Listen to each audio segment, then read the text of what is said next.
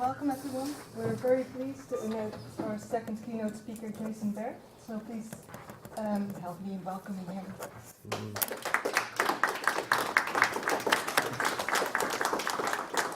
Okay.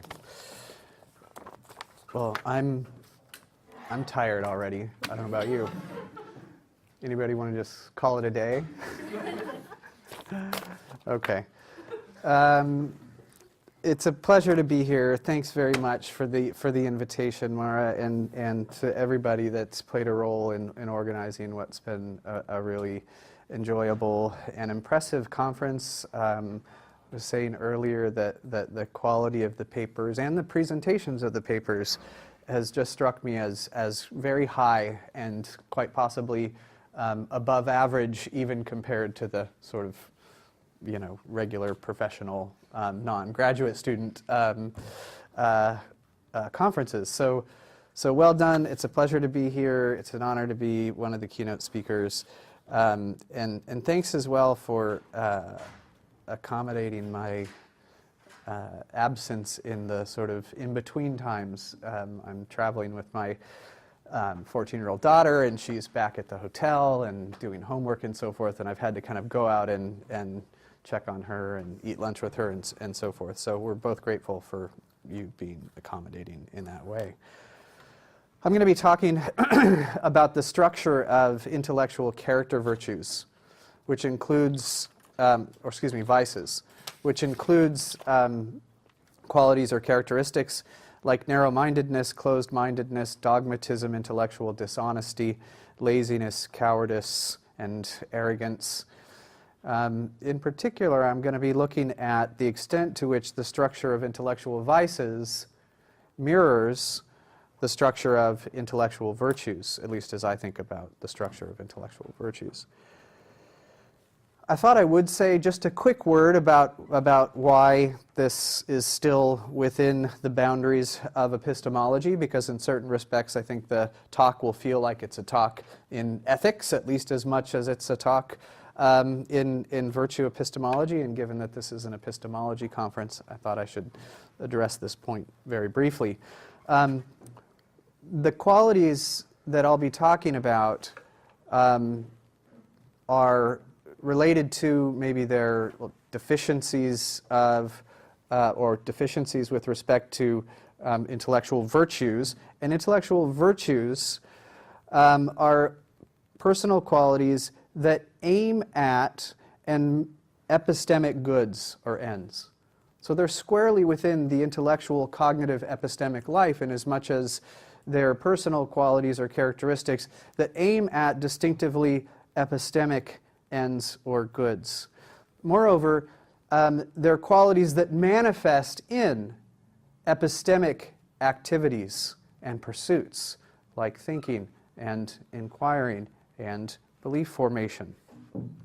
So in all those ways, we're still well within the boundaries of epistemology. Now it turns out that the structure and the kind of look and feel of intellectual virtues is strikingly similar to the look and feel of moral virtues.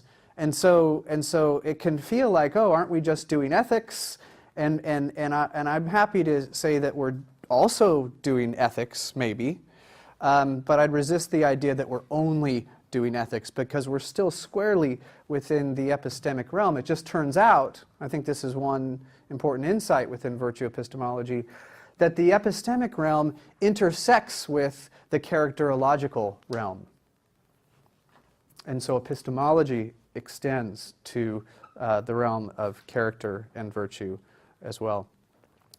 So I'm going to begin with an overview of how I'm thinking about the structure of intellectual virtues.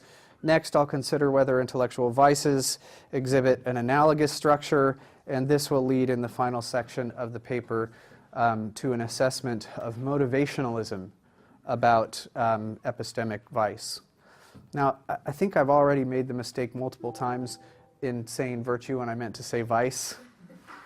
I'm probably going to do that throughout the talk. I usually talk about virtues. Here I'm talking about vices. And in my paper on vices, I'm starting with a big section on virtues.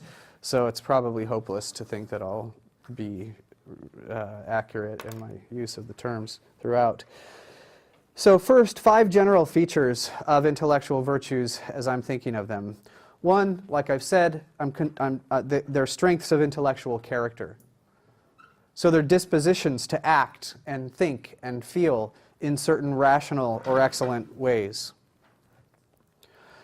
They also, like Aristotelian moral virtues, occupy a mean or midpoint between 2 extremes. Intellectual humility, for instance, is a mean between intellectual arrogance, the deficiency, and intellectual servility or self-deprecation would be the excess.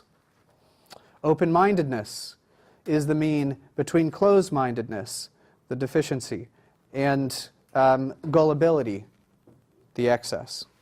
So I think for every intellectual virtue, we can examine it or locate it in terms of a mean between 2 vices, 2 or more vices. Intellectual virtues, on my view, can be distinguished from familiar or straightforwardly moral or ethical virtues on the basis of their ultimate aim or object, which I take to be distinctively epistemic. So here's the idea. Intellectual virtues flow from, they arise from, they're in some sense motivationally grounded in a concern with epistemic ends or goals such as truth, knowledge, understanding, wisdom. They are, as James Montmarquet has described them, the character traits that a truth-desiring person would want to have. Fourth, and this is really important, it'll remain important throughout the talk, and it's not an uncontroversial or super widely embraced position. But on my view, intellectual virtues, by their very nature, contribute to their possessors' personal excellence or worth. This doesn't, of course, mean that intellectually virtuous people are worth more as people than others. The idea rather corresponds to what I take as a fairly familiar judgment, that something to the effect of, look, yeah, as persons, we all have a kind of, we share a kind of dignity or value equally, but some people are better than other people, okay? I mean, that can sound like a strictly moral judgment, and if you have a broad enough notion of morality, I might agree with you, but part of what I want to suggest is that intellectual virtues contribute to our excellence as persons, but in a distinctively epistemic way or along a distinctively epistemic/personal dimension. But again, the sort of important point is that something is an intellectual virtue, on my view, only if it makes me more excellent, at least to some extent, more excellent or admirable as a person. Contributes to my personal excellence or worth. Finally, a point that will also be important throughout the discussion, I think often gets lost in lots of philosophical discussions, but certainly discussions about virtue. Virtue possession is a matter of degree. Okay? It's not the case that for any virtue someone either has it or not. Rather, we possess virtues, if we do, to a greater or lesser extent. Now, I also need to quickly move through an overview of a 4-part account of the structure of intellectual virtues as I'm thinking of them. On my view, intellectual virtues have 4 primary dimensions.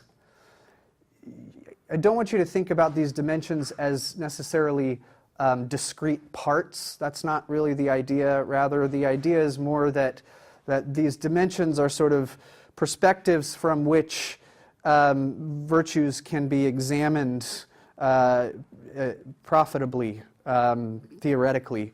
But these dimensions, 2 or more dimensions, may be part of, or may comprise a single actual part of virtue. So don't confuse the claim about dimensions with a sort of metaphysical claim about virtues. Okay, so what are the parts?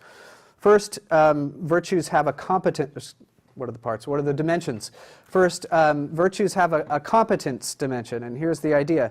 For every virtue, there's a characteristic skill or competence. Maybe it's a cluster of skills and competencies. I'll just speak in the singular. For every virtue, there's a characteristic skill or competence proper to that virtue, and on the basis of which that virtue can be distinguished from other virtues. So, for instance, the skill proper to open-mindedness would be something like perspective switching, to put it in simple terms. Okay? You can't be open-minded unless you have the ability to sort of switch perspectives and take up other people's points of view. Okay? And at least an important part of what distinguishes open-mindedness from, say, intellectual humility is that it involves that competence. Whereas with intellectual humility, the proper or corresponding competence would be something like the competence of being alert to and being willing to own your intellectual limitations and defects and mistakes and flaws and so forth. Okay?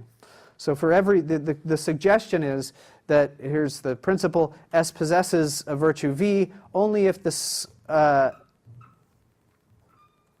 only if S possesses a virtue V only if S possesses the skill or competence proper to V.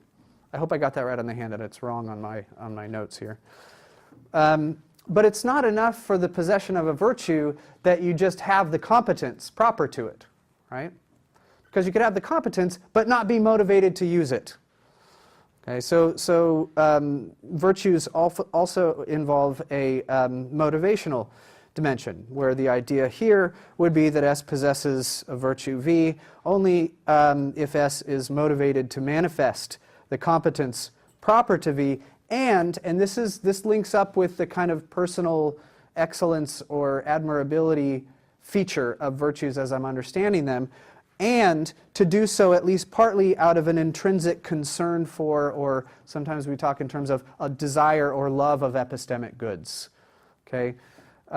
So the open-minded person is someone who is skilled at perspective switching and who's motivated to perspective switch out of a desire for knowledge or truth, considered not in entirely instrumental terms.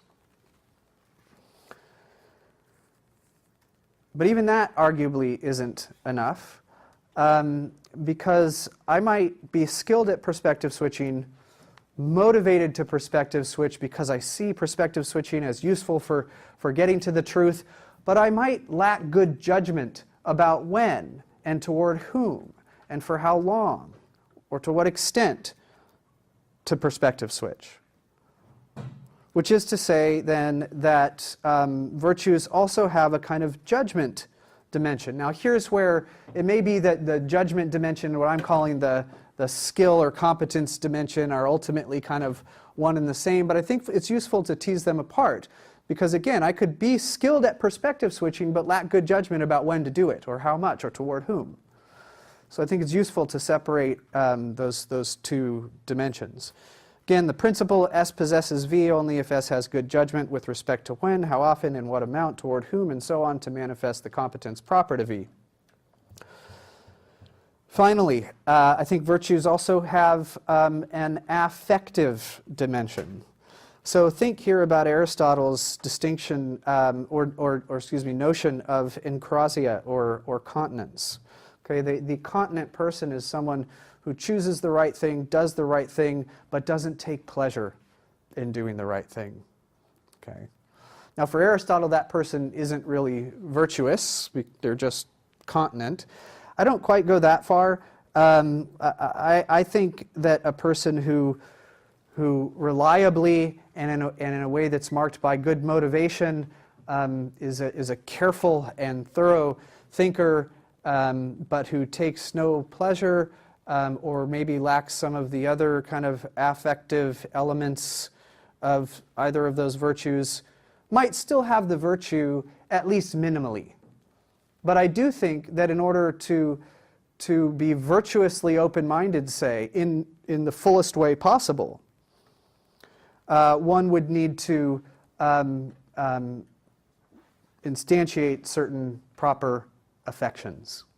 Okay, and also I'm flying over some of this material, but I also just want to flag that this affective dimension and the corresponding principle that's there on your handout, so I won't read it, doesn't entail that a fully virtuous person, even a fully virtuous person, always enjoys manifesting her virtue-relevant competence. So here, like Aristotle says, for instance, like the courageous person, here's the affective aspect of courage.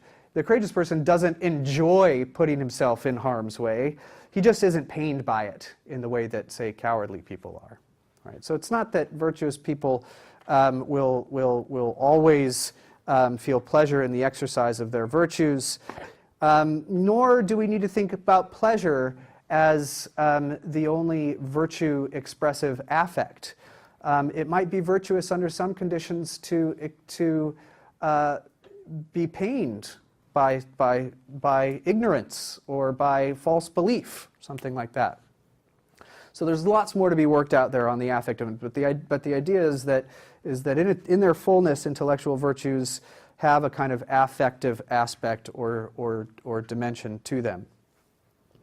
So, by way of summary, intellectual virtues are strengths of intellectual character that occupy a mean or midpoint between two vices, contribute to personal worth, are rooted in a concern with or love of epistemic goods, can be instantiated to a greater or lesser degree, and have at least 4 primary dimensions.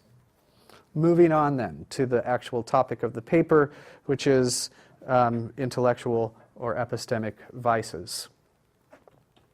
Very briefly, here are some features of epistemic vices as I'm thinking about them. One, they're defects of intellectual character, so they as well are attributes of personal character. They make a negative contribution to personal worth. That is, they reflect negatively on who their possessor is as a person. Maybe they don't reflect negatively on who their possessor is as an athlete or an artist, but they do reflect negatively on who their possessor is qua person. That's the suggestion. Also, it's important to keep in mind that they too can be possessed in degrees, that vice possession is not an all or nothing affair. Suppose then that my account of the structure of virtues is correct. Several questions then come to the surface about vice, including, do intellectual vices exhibit an analogous 4-part structure? That is, to possess an intellectual vice, must one be defective across all 4 dimensions of an intellectual virtue?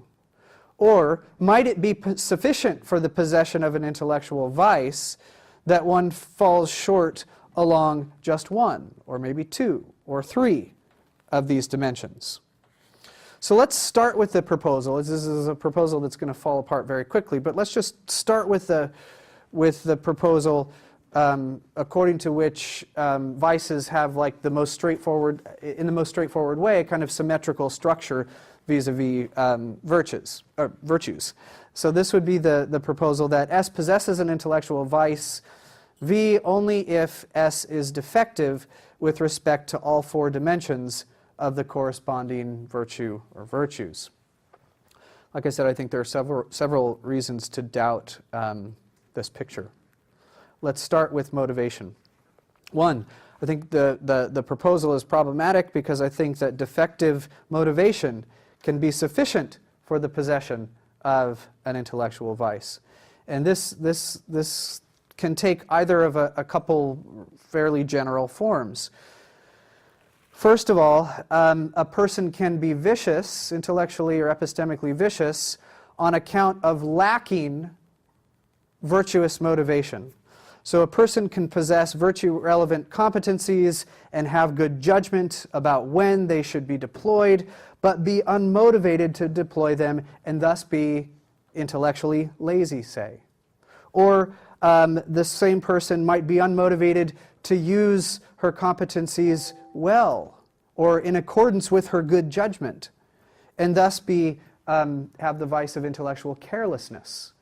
So defective motivation can exist alongside the possession of competencies and the possession of good judgment, and still a vice can be realized. But we can also think about positively vicious motivation. So quite some time ago now, I wrote a paper on epistemic malevolence, which I described as opposition to the epistemic good or to epistemic goods as such. An example that I give in the paper, just very, very roughly, would be if you've come across the autobiography of the American slave Frederick Douglass. His owners at one point, or his, is it okay if this guy came off the microphone? Do I need to get it back on there? I'm not going to worry about it. So at one point, his owners, or at least one of them, was sort of friendly toward helping him learn, and then grew convinced by her, thanks to her husband, that his education would be a bad thing.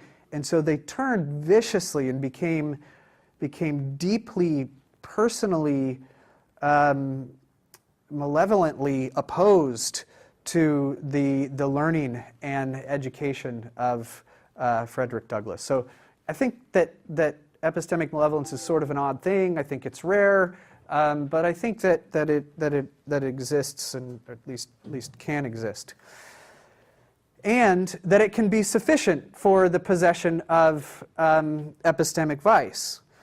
So again, you might imagine someone who is skilled at open-minded and empathic thinking, knows when it would be appropriate to use those skills, but just chooses not to.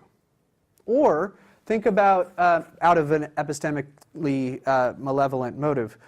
Or we can imagine a person who's skilled at open-minded and empathic thinking, knows when it would be appropriate to use those skills, but systematically misuses those skills in order to sort of confuse or sow discord and confusion among the person's interlocutors, right?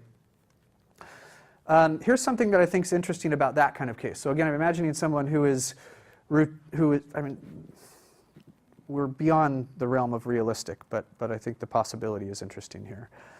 We can imagine someone who reliably engages in open-minded activity, but does so ultimately for the sake of causing epistemic harm to their interlocutors. I'll just throw this out there. It's a feature of my view. It'll give you something to object to if you can't come up with anything else. On my view, I think that we could call a person like that open-minded.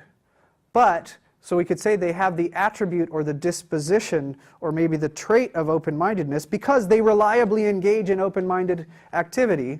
But, of course, I'd want to suggest that their open-mindedness would not be a virtue, indeed, that it would be a vice. So I think one interesting result of that is, and this is actually finding number 2, if ill-motivated, the traits or dispositions that we tend to think of as intellectual virtues can actually become intellectual vices if they're put in the service of bad epistemic ends, say. And then finding number 1, which we've already covered, is that defective epistemic motivation, whether positive or negative, can be sufficient for the possession of an intellectual vice. So already it seems like you don't have to fail across all 4 dimensions of an intellectual virtue in order to possess a vice. So now let's think about the possible kind of judgmental or judgment aspects of epistemic vice. Can defective practical judgment be sufficient for the possession of an epistemic vice? Well, here, let's imagine someone who's skilled at perspective switching, motivated to use this skill, but who has poor judgment about when, how often, toward whom to do so. This is the kind of case I asked you to imagine before. Such a person might, as a result of her lack of judgment, end up being either closed-minded, if her judgment is too restrictive, if she thinks that with respect to too few cases, if she thinks with respect to too cases that she should be open-minded in those cases, or the same person or a different person might be gullible if her judgment is about when to be open-minded is too permissive. So it seems like bad judgment can be sufficient for the possession of the virtue, in the sense that even though you have the competence and even though you have the good motivation, if you've got bad judgment, you could end up being gullible or closed-minded. But I think it's important before we fully endorse that conclusion to consider whether closed-mindedness or gullibility in the kinds of cases I just mentioned would actually count as genuine intellectual vices. And what I want to suggest is that whether they would depends on why the person lacks good judgment. So why the person is either too conservative or too permissive in their judgment about why to be open-minded. Here's one possibility. The person might, through no fault of her own, lack familiarity with her cognitive environment or with the quality of her interlocutor's views, such that she, say, is too conservative in her judgment about when to be open-minded. So while she might, in some sense, lack good judgment, if that lack of good judgment traces to just her lack of familiarity with her cognitive environment, and that lack of familiarity is no fault of her own, then while she might, say, be closed-minded, her closed-mindedness, I'm suggesting, wouldn't count as an epistemic vice. Similarly, someone might lack good judgment about when to perspective switch on account of a kind of cognitive disability, which again is no fault of the person's own. And there again, I'd want to say the person doesn't have an epistemic vice. Here's what that seems to suggest. I think we're on to finding number 3. That defective practical judgment can be sufficient for the possession of an intellectual vice, provided that the person in question bears sufficient responsibility for that defect. Okay, so that rules in certain cases that I think we want to rule in as vicious, but it rules out the cases where a person lacks good judgment owing to unfamiliarity or disabilities, limitation, and similar sorts of limitations. Okay, moving on to competence. Can a person possess an intellectual virtue strictly on account of lacking the skill or competence proper to one or more intellectual virtues? So here's what we have to try to imagine, and think with me about this. And see if anything about this possibility strikes you as odd.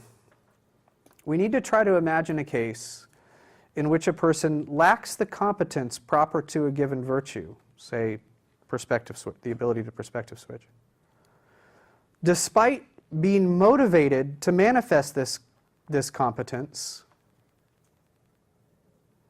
and having good judgment about when to motivate the competence. That is, someone who's motivated to perspective switch has good judgment about when and toward whom and so forth to perspective switch, but who doesn't have the ability to do so. On the one hand, it seems to me that there's something odd and psychologically implausible about such a scenario. And I think that implausibility, insofar as it exists, might have a couple of sources. One, we tend to think about good judgment as coming with practice, right? We learn how to judge well about when to be open-minded, it seems, sometimes at least, through trial and error, right? But then if the person is incapable of practicing the competence, it seems odd that they would have the judgment. So the very idea of trying to imagine someone who satisfies the sort of judgment condition but doesn't satisfy the competence condition can seem odd. But here's another possibility. I think that this sort of thought experiment underscores that at least in their most basic form, the skills or competencies proper to intellectual virtues aren't especially technically demanding.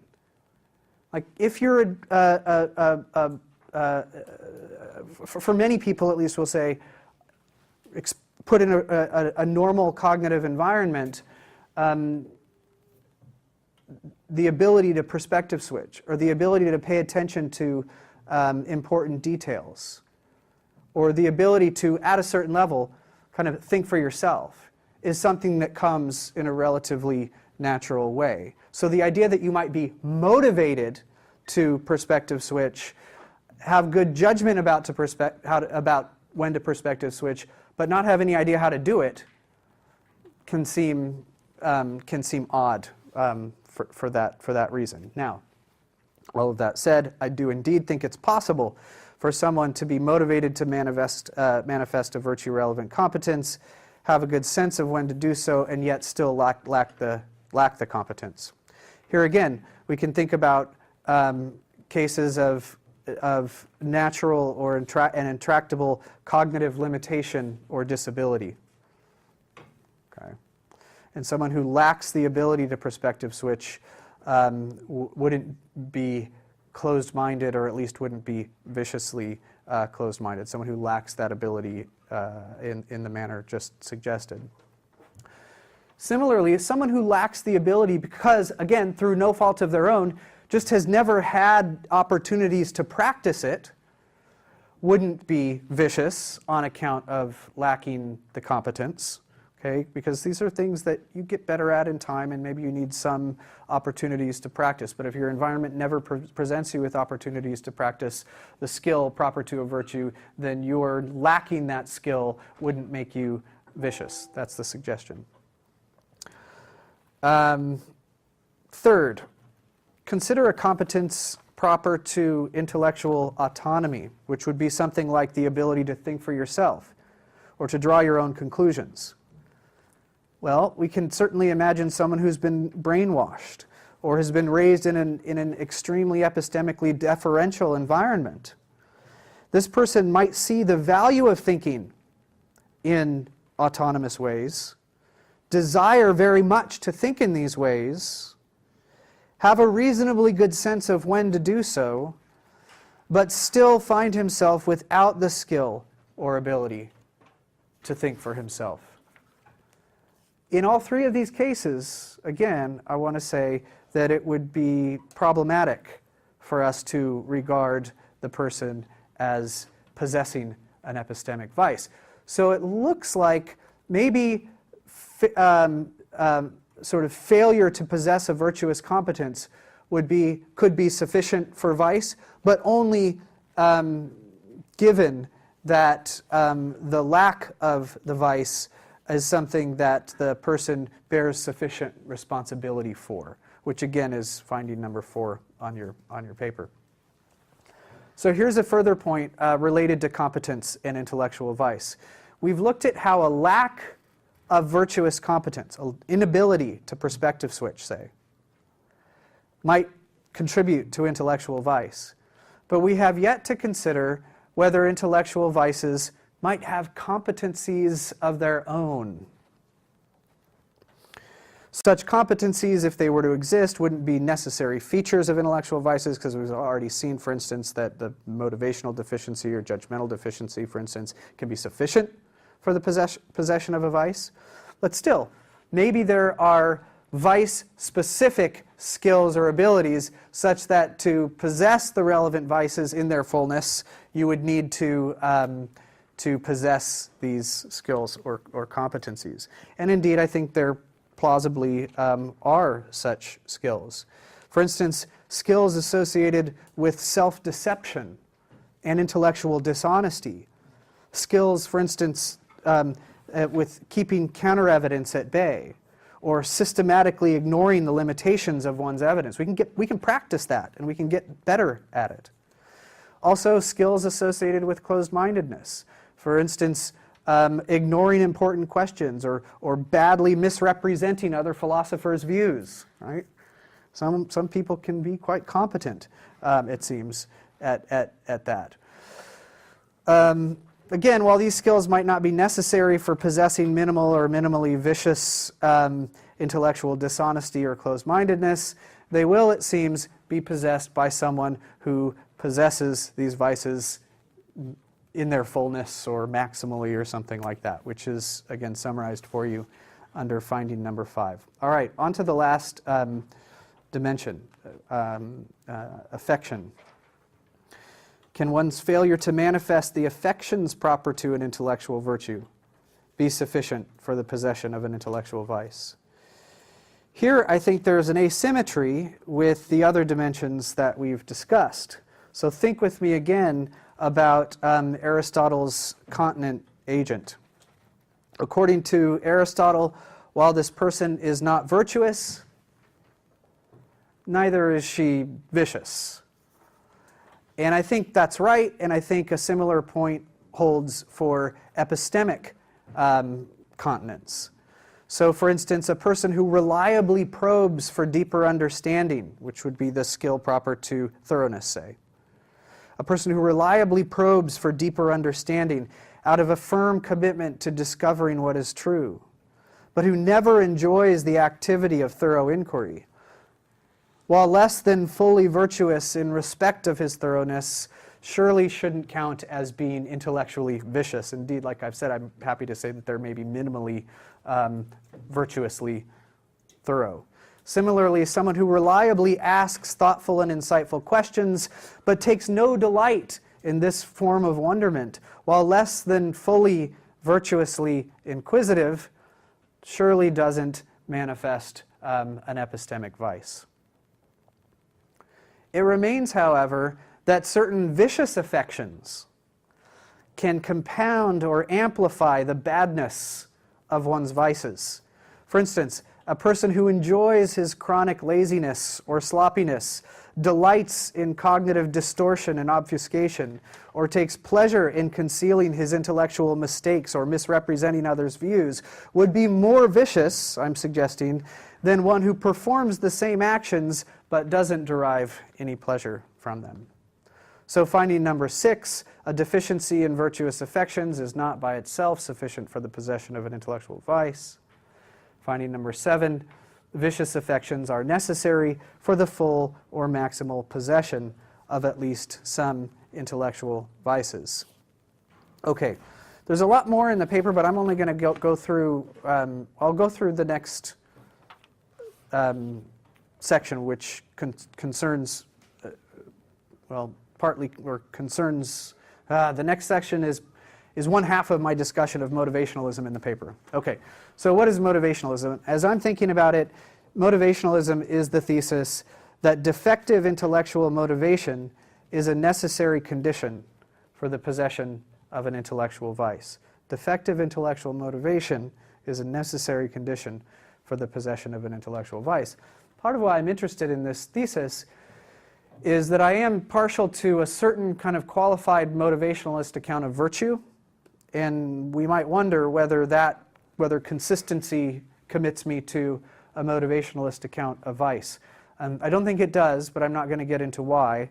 And in fact, I'm going to try to argue that there might be some reason to hope that motivationalism about vice is true.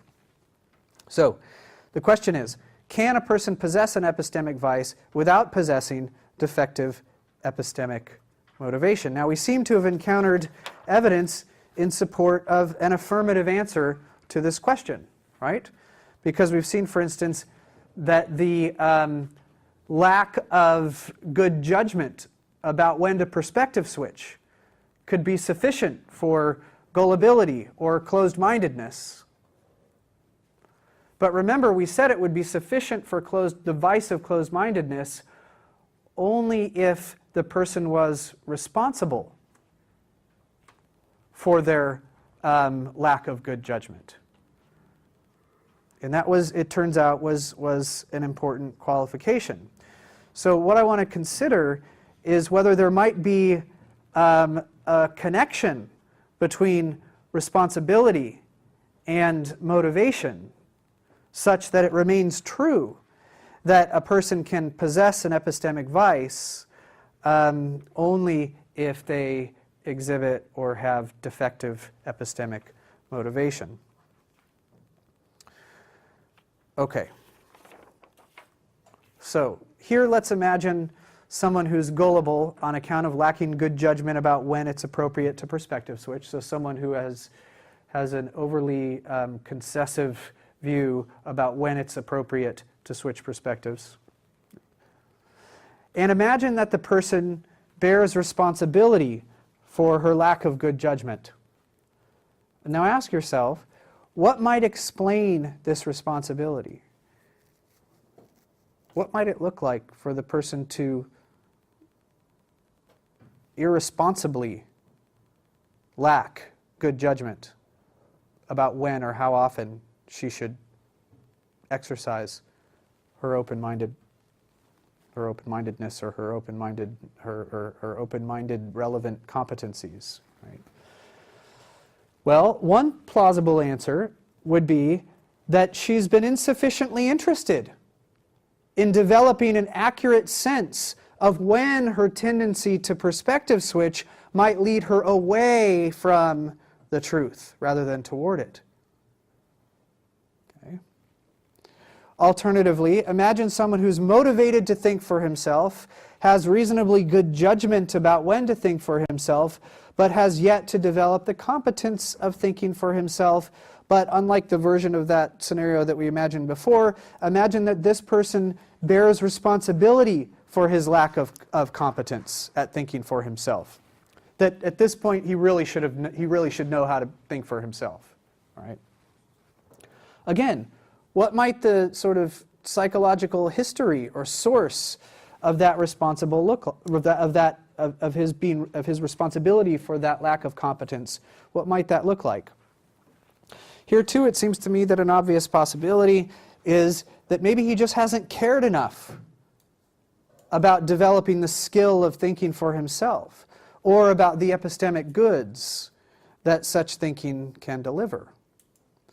Notice that in both of these cases, responsibility for a lack of virtuous judgment or competence is traceable to the person's lack of epistemic motivation. In the first case, an insufficient concern with developing good judgment about the reliability of a first-order competence, and in the second case, insufficient concern with developing such a competence or with the benefits, the potential benefits of such. The question, of course, is whether defective motivation is necessary for responsibility of the relevant sort. If so, then the foregoing account of vice might be compatible with motivationalism. That is, it might be true that defective epistemic motivation is necessary for the possession of an intellectual vice. One final complication that I'd like to draw your attention to, you're almost done with the entire conference. This is a fairly subtle point, but see if you can stick with me, because I think it does have sort of an interesting implication. Okay. So I'm suggesting that maybe in the end a person can possess an intellectual vice only if at some level they have defective epistemic motivation. It's quite natural to think of defective epistemic motivation as a lack of virtuous motivation, or as a motivation that's incompatible with virtuous motivation. The point is, it can be very natural to think of defective motivation in relation to, or that concept as sort of derivative from, virtuous motivation, right? Here's the problem, and this is just a problem for me. It's not a problem in general, and it's a problem that I can fix, but it is a problem. The problem is it's not clear that the kind of motivation missing, at least in the case of an irresponsible lack of virtuous judgment, is called for or required by the account of virtuous motivation that I gave in the beginning of the paper. In other words, it appears that a person could, with respect to a particular virtue, satisfy the motivational requirement as I've stated it, while lacking the motivation necessary for acquiring the judgment proper to this virtue. So someone could satisfy the motivational requirement for virtue, as I've stated it, while still lacking a kind of motivation that seems essential to virtue, and that the lack of which could make one, or be an important part of one, of why one might be epistemically vicious. So, for example, my being motivated to engage in perspectives, this is what the motivational requirement involves, on my view at least. My being motivated to engage in perspective switching, even out of an intrinsic concern for truth, is no guarantee that I will also be motivated to develop an accurate sense of when I ought to perspective switch. To be sure, if I possess the former motivation, we might expect that I'll also possess the latter motivation. However, being motivated to engage in perspective switching is not the same thing as, and it's not a guarantee of being motivated to develop an accurate sense of when one ought to perspective switch. So the upshot is that my initial characterization of the motivational dimension of intellectual virtue is incomplete. To possess an intellectual virtue V, one must possess a kind of dual concern for truth. And this is where it's, I think this is, if you care about these things, maybe this will strike you as an interesting point. To possess an intellectual virtue V, one must possess a kind of dual concern for truth. One must be motivated to manifest the competence proper to V out of a concern for truth, but also to develop a true or accurate sense of when it is appropriate to manifest this competence.